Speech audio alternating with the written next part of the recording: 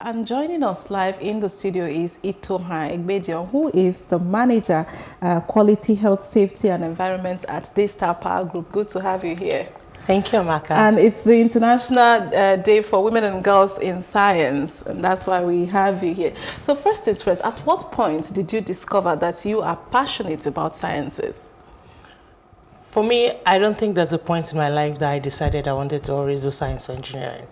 I've always been enthusiastic about learning. I always was curious as a child, a hyperactive child. And I had elder brothers who were all in science class, 3 of them. And they kind of are my mentors till date, especially one. And they kind of like encouraged me to learn. And I liked the idea when they talked of boys' law, Charles law, like I needed to do this. Okay. And I got good coaching and mentoring from family, friends, and I read a lot. And I realized that's what I always wanted to do. All right. Now, you studied chemical engineering, first Oh, degree, and then for your second degree, you did engineering at master's level, process engineering at master's level. I'm currently working at Renewable Energies office, so to speak. Now, how do you deal with, the long-lasting, let's say, stereotypes of there are certain jobs supposed for men, or men are should be in certain position as opposed to women?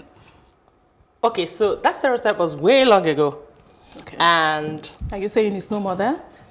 okay, now for me, I would say it's not there after one thing. You've proved your competence. You've shown that you could actually do it, and you've actually shown your skill level. I remember very early on in my career, I had to, even from IT, industrial training as a student, and most times you're the only girl, maybe you're 2 girls in a group of a lot of guys. You give assignments, we have to always go back to be absolutely sure, to prove ourselves more. And that you're a girl, people are like, okay. So you had to show that you're exceptional and that there was something really different about you. And I kind of, okay, and also there's a great grace. I kind of like had great teachers and mentors, even from growing up and even throughout the industry. And I like to ask a lot of questions. So it helped. All right. Now, let's take a look at a bit of figures. Now, at present, less than 30% of researchers worldwide are women. That's according to UNESCO. And only around 30% of female students select the STEM-related fields in higher education. What can be done to change this narrative?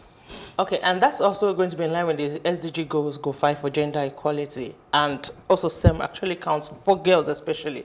I think one thing we can do is to change the narrative on how people look at STEM courses. So when people think you're a nerd, or they assume people in sciences and engineering are all nerds, and they don't have fashion flair, they don't have the swags. That's one thing we need to change about young people. I mentor a group of young girls, and they're like, an engineer, like, okay. And I'm like, they're like, you don't wear boots. Say no. You don't look like them. So sometimes I like to label myself as lifelong learner, fashion rebel.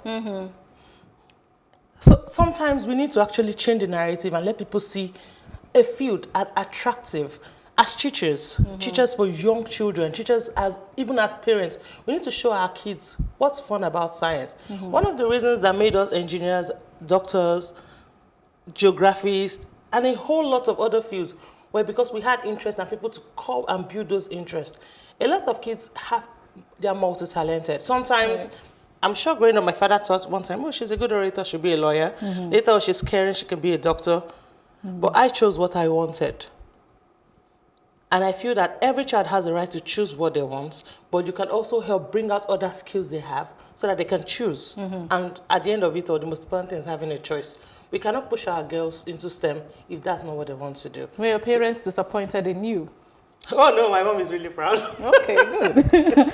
All right, let's move ahead. Now, over the past 15 years also, the global community, they've tried to engage women and girls in STEM-related fields, right? They have encouraged them. But we still see very little of gets, yet women and girls, they're still excluded, so to speak. Why is that so? Even after all of these efforts from the global community, we see that there's actually efforts, but we don't see so much of the results.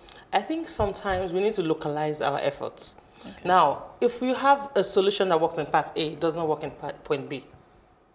So for Nigeria, as a case study, we could make it localized in line with how we do, in line with our culture, our norms. I remember one of the first times I ever loved being in the lab was XS1. We actually get to be in the lab. I do this, I think it was venturimeter or vernier caliper reading. First physics practical, and in my mind I was like, okay, I think Albert Einstein touched this. And then I had role models I really wanted to be like. For me, my role model was out of this world for a female. There was Marie Curie. She won Nobel Prize. And then first time reading about her, I was like, okay. So we need to actually give them role models, people they can see. So we need women in STEM in Nigeria to actually sit up, walk up, and actually localize this effort. Let them see who they want to be like. And I'm sure, as we all did growing up, we'll mirror that. All right, thank you so very much. We'd like to keep you, but this is all we can take in the interest of time. So that's Itoha Egbedion speaking with us.